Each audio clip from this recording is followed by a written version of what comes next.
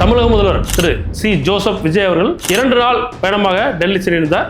நான் போயிட்டு ஒரே நாளா திரும்ப வந்துட்டாரு. அங்க போயிட்டு அவர் என்ன சக்சஸ்ஃபுல்லா நடத்தினாரு, அவரால் வெற்றி பெற முடிஞ்சதா இல்ல போன பிளான் டிராப் ஆச்சான்றதா இந்த வீடியோல பார்க்க போறோம். வணக்கம், வாய்மை அரசியல் அறிவோம்.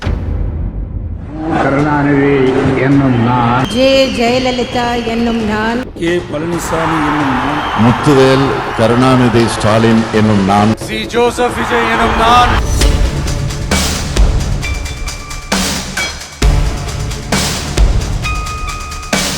தமிழக முதல்வர் சி ஜோசப் விஜய் அவர்கள் டெல்லிக்கு அரசு முறை பயணமாக 2 நாள் போயிருந்தாரு.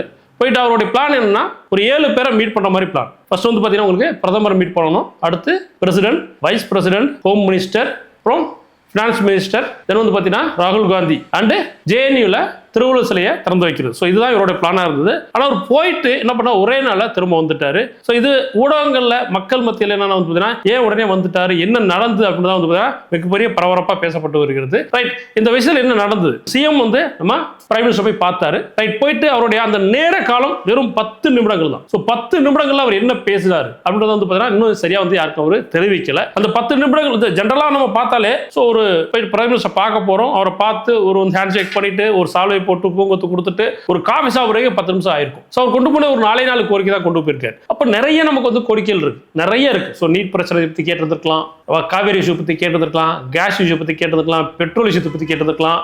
ஸோ அதே மாதிரி சிங்கப்பன் பத்தி, இந்த சீருடை, இதை பத்தி நிறைய பேசி இருந்திருக்கலாம். பட் ஏன் 10 நிமிஷத்துல அவர் வந்தார்ன்றதை அவருக்கும் பிரைம் மினிஸ்டர் மட்டும் தான் தெரியும், வேற யாருக்கும் தெரிய வரல. ஏன்னா அவர் செய்தியாளர் மீட்டை அவர் நடத்தல, கண்டக்டுங்களா. ஸோ இது ஒரு இஷ்யூவா இருக்கு. ரைட், அடுத்து அவர் பினான்ஸ் மினிஸ்டர் போய் பார்த்தாரு, அது சக்சஸ்ஃபுல்லா முடிஞ்சது. Right, okay. தென் ஹோம் மினிஸ்டர், ஸோ அமித்ஷா அவர்களை பார்க்கலாம்னு சொல்லிட்டு டைம் கேட்டுதாங்க அப்படின்னு இவங்க சொல்றாங்க. ஆனா அவங்க இந்த சைட்ல எந்த விதமான ஒரு முன்னெடுப்பும் வரல அப்படின்னு சொல்லிட்டு ஹோம் மினிஸ்டர் சொல்றாங்க. பட் எந்த அளவுக்கு உண்மை நமக்கு தெரியல. பட் அமித்ஷா அவர்கள் பார்த்தீங்கன்னா அவரை சந்திக்க நேரம் ஒதுக்கவில்லைன்னு சொல்றாங்க. Right, okay. ஏன் நேரம் ஒதுக்கல அப்படி பார்க்கும்போது ஒரு அரசியல் புரசலா என்ன பேசப்படுகிறதுனா, தமிழ்நாட்டில் பார்த்தீங்கன்னா இந்த குதிரை பேரம் வியாபாரம் இருக்குல்ல, ஸோ அது ரொம்ப மோசமா போயிட்டு இருக்கு அப்படின்றதா ஒரு மிகப்பெரிய குற்றச்சாட்டா பார்த்தீங்கன்னா ஹோம் மினிஸ்டர் போயிருக்குன்னு சொல்றாங்க. ஏன்னா அவங்களுக்கு நிறைய விஷயங்கள் தெரிஞ்சிருக்கும்ல. ஏன்னா இப்போ இந்த குதிரை பேரம் வியாபாரம் பேசுறது, ஸோ 10 எம்எல்ஏக்களை தன் பக்கம் இழுக்கிறது, ஸோ ஆட்சியை மாற்றம் செய்யறது, இது எல்லாமே பார்த்தீங்கன்னா விஜய் அவர்களுக்கு பார்த்தீங்கன்னா அந்த ஸ்கூலில் போய் அட்மிஷன் போட்டிருக்காரு. ஆனால் அவங்க அந்த ஸ்கூலுக்கு ஹெச்எம், ஹெட் மாஸ்டர்.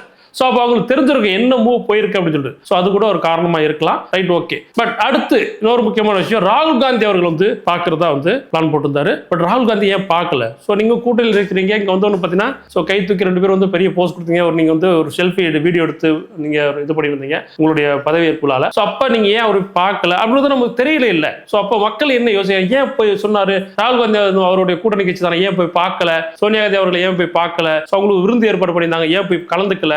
அப்படின்ற ஒரு விஷயம் நிறைய பேசப்பட்டு இருக்குது. அப்போ மக்களுக்கு ஒரு தெளிவு வேணும்ல, அவங்க கண்டிப்பா சொல்லி இருந்திருக்கலாம், சொல்லாம விட்டது மிகப்பெரிய தவறாகி போச்சு. அடுத்து முக்கியமான விஷயம், அவர் வைஸ் பிரசிடென்ட் பார்க்கலாம், அப்படியே வைஸ் பிரசிடென்ட் பார்க்கலாம்னு பிளான் பண்ணிட்டாரு. ஸோ அதுவும் நடக்கல. அதுவும் என்ன காரணம் தெரியல. இன்னொரு ரொம்ப இம்பார்ட்டன்ட்னா ஜேஎன்யூ.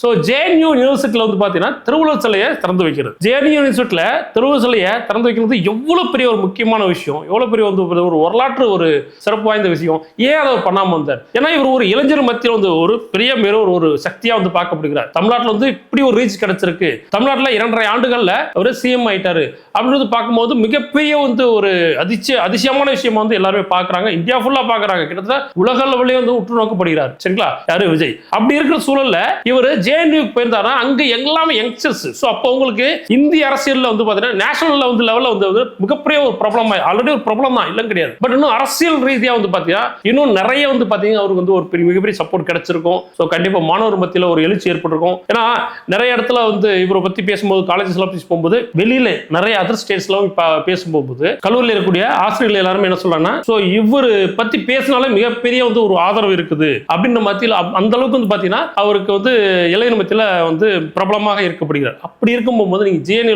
அது தமிழர் யாரும் யோசிச்சு பாருங்க, திருவள்ளுவர் சிலை சாதாரண ஒரு விஷயம் கிடையாது. நம்மளுடைய தமிழகத்தோட மிகப்பெரிய ஒரு சொத்து. ஸோ பார்த்தீங்கன்னா உலக அளவில் இன்னைக்கு பார்த்தீங்கன்னா திருவள்ளுவர் பார்த்தீங்கன்னா அவ்வளோ பிரமிப்பா பார்க்குறாங்க. திருக்குறள் அவ்வளோ பிரம்மாண்டமாக யோசிக்கிறார். எப்படி பண்ணாரு?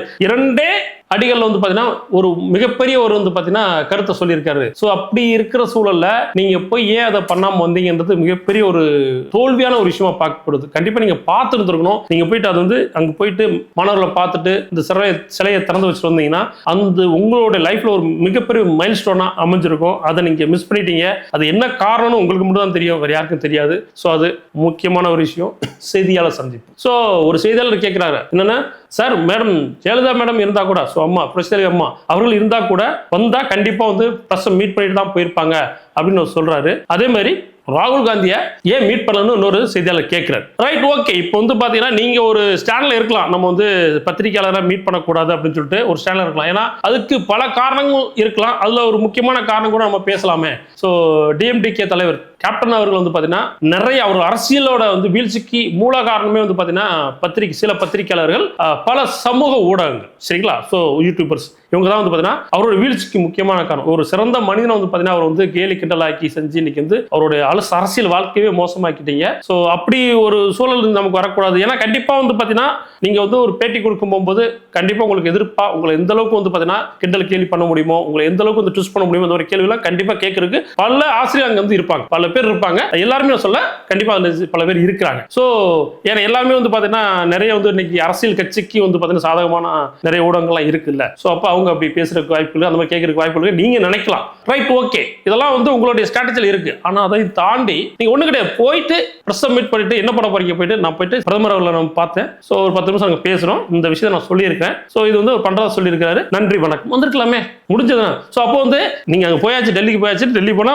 அது ஒரு மரபு லெகசின்னு சொல்றாங்க. ஸோ அந்த லெகசி மிஸ் பண்ணிட்டு நீங்க வந்திருக்கீங்கல்ல. இது வரைக்கும் தமிழ்நாட்டில இருந்து போன முதலமைச்சர்கள் யாரும் வந்து செய்தியாளர்களை பார்க்காத ஒரே முதல்வர் நீங்க தான். அது வந்து நீங்க சொல்லலாம், அது ஒரு பெரிய விஷயம் சொல்லிட்டு உங்களுடைய ஆதரவு சொல்லலாம். ஆனா வந்து பொதுவா பார்க்கும்போது நீங்க ஏன்னா இப்போ ஒரு முக்கியமான வந்து ஒரு ஃபங்க்ஷன் போயிட்டு இருக்கோம், அங்க வந்து நம்மளுக்கு தெரியும் 4 பேர் வந்து பேசுறாங்க போது நம்ம மேல வச்சிருக்க ஒரு எதிர்பார்ப்பு வராங்க, ஒரு அன்புக்கு வராங்க. ஸோ அந்த இடத்துல நம்ம வந்து ஜஸ்ட் வந்து ஒரு மரியாதை நிமித்தமா பார்த்துட்டு போயிருக்கணும். ஒரு மரியாதை நிமித்தமா தான் நீங்க அதானே ரொம்ப பேசணும் அவசியம் கிடையாது. ஒரு மரியாதை நிமித்தமா என்ன பேசிட்டு வந்திருந்தீங்கன்னா அது உங்களோட இன்னும் உங்களுக்கு வந்து ஒரு லெவல்ல வந்து உங்களுக்கு கொண்டு போய் நிப்பாட்டும். ஸோ அது இல்லைன்னா அட்லீஸ்ட் நீங்க அங்கிருந்து வந்துட்டீங்க, நீங்க வந்ததுக்கு அப்புறம் உங்களுக்குன்னு சில சேனல் ஏதாவது பிடிச்சிருக்கும், அந்த சேனலை கூப்பிட்டு வச்சு இல்ல ஒரு சோசியல் மீடியாலயோ நான் பார்த்தேன் இந்த மாதிரி வந்து பார்த்தீங்கன்னா பிஎம் பேசுனேன் அப்படின்றத நீங்க பேசி வந்திருக்கலாம். ஸோ இந்த மாதிரி நிறைய விஷயங்கள் வந்து பார்த்தீங்கன்னா போயிட்டு இருக்கு. நீங்க செய்தியாளர் சந்திப்பு வந்து பார்த்தீங்கன்னா உங்களுடைய பார்வையில வந்து அவர்களை தவறா நீங்க யோசிக்கலாம். அது எல்லாருமே நல்லவர்கள், எல்லாருமே தவறானாலும் கிடையாது. ஸோ அப்ப அதுக்கேற்ற மாதிரி நீங்க கண்டிப்பா வந்து ஏதோ ஒரு டைப்ல நீங்க பண்ணீங்கன்னா கொஞ்சம் கண்டிப்பா நல்லபடியா இருக்கும். எல்லா முதல்வர்களும் எல்லா பிரைம் மினிஸ்டர் வந்து பார்த்தீங்கன்னா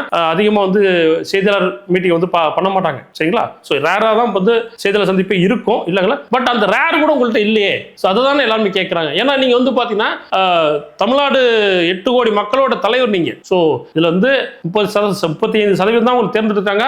தேர்ந்தெடுக்கலாம் அவங்களுக்கு நீங்க தான் தலைவர், நீங்க தான் உங்களுக்கு முதலமைச்சர். அப்படி இருக்கும்போது இவங்க சார்பா நான் வந்து என்ன பேசினேன், ஸோ என்ன எங்க டிமாண்ட் நான் வந்து பிரைம் மினிஸ்டர் வச்சேன், நான் என்ன டிமாண்ட் வந்து பார்த்தீங்கன்னா நிதியமைச்சர் வச்சேன் அப்படின்றத நீங்க சொல்லணும் சார். நீங்க சொன்னீங்கன்னா தான் வந்து பார்த்தீங்கன்னா அது மக்கள் மத்தியில பரவாயில்லையே, ரைட் போய் பேசியிருக்கிறாரு. ஏன்னா நீங்க ஒரு மாற்றத்துக்கான ஒரு அரசியலா நீங்க கொண்டு வந்தீங்க, ஒரு மாற்றத்துக்கான மக்கள் வாக்கு அளிச்சிருக்காங்க. ஸோ அந்த மாற்றத்தை ஏற்படுத்தணும் அப்படின்னா நீங்க அமைதியா இருந்தா மட்டும் போதாது கண்டிப்பா. ஏன்னா உங்களுடைய வந்து நேச்சர் வந்து பார்த்தீங்கன்னா ரொம்ப சைலண்ட் கேரக்டர். பட் அது வந்து பார்த்தீங்கன்னா சினிமாவில் பொறுத்தளவு ஓகே நீங்க கேரளாவில் இருந்து அமைதியா வந்துட்டு அப்புறம் வந்து ஒரு நீங்க உடனே ஸ்பாட்டுக்கு வந்தோம்னா நீங்க கேமரா முன்னாடி பயங்கரமா வந்து உங்களுடைய திறமை காட்டுவீங்கன்ட்டு நிறைய இதுல நம்ம பார்த்துருக்கோம், கேள்விப்பட்டிருக்கோம். பட் இப்போ வந்து பாத்தீங்கன்னா நீங்க பொதுமக்களோட தலைவர் ஆயிட்டீங்க.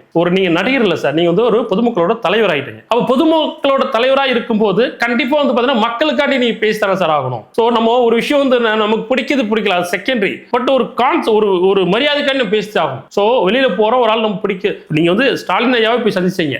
ஸோ நீங்க வந்து முதல் எதிரியாவே நீங்க அவர் சொன்னீங்க, அப்புறம் ஏன் சந்திச்சீங்க, ஒரு மரியாதைக்கு சந்திச்சீங்களா? ஸோ அதே மாதிரி நீங்க வந்து பாத்தீங்கன்னா என்ன நடந்ததுன்னு செய்தியாளர் ஒரு செகண்ட் அவ்வளவுதான், ஒரு நிமிஷம் நின்று நான் பார்த்தேன். அவர் அவங்களை எதுவுமே கேள்வியே கேட்க வேண்டாம். நீங்க போனது கூட என்ன பண்ணீங்க, என்ன பேசிட்டு வந்துட்டே இருந்திருக்கலாம்ல. ஸோ நீங்க வந்து 2 நாள் பிரயாணம் போயிருக்கீங்க, ஒரே நாள் வந்துட்டீங்க. அப்போ அது வந்து பாத்தீங்கன்னா தோல்வியா தான் பார்க்கப்படுது. இல்ல அது நீங்க வந்து ஏதாவது ஸ்ட்ராட்டஜி பண்ணிருக்கீங்களான்றது பாத்தீங்கன்னா மக்களுக்கு தெரிய வரணும். ஸோ வரக்கூடிய அடுத்த நிகழ்வுகள் வந்து பாத்தீங்கன்னா நீங்க வந்து மிகப்பெரிய வந்து ஒரு வாய்ப்புகள் உங்களுக்கு எல்லாம் இருக்குது. ஸோ அந்த வாய்ப்புகள்லாம் நீங்க யூஸ் பண்ணிக்கிட்டு அடுத்து உங்களுடைய ஆட்சியை சிறப்பாக கொண்டு வரணும், சிறப்பாக நடத்துங்க. மாற்றம் வேண்டி மக்கள் உங்களுக்கு வாக்களிச்சிருக்காங்க. ஸோ நல்லபடியா மாற்றம் கொடுப்பீங்க அப்படிதான் மக்கள் நம்புறாங்க. ஸோ மாற்றம் அடையும், நல்லபடியா வந்து பாத்தீங்கன்னா நீங்க அடுத்தடுத்து வந்து சக்சஸ் பண்ணும். அதுக்கு என்னுடைய வாழ்த்துக்கள். நன்றி, வணக்கம்.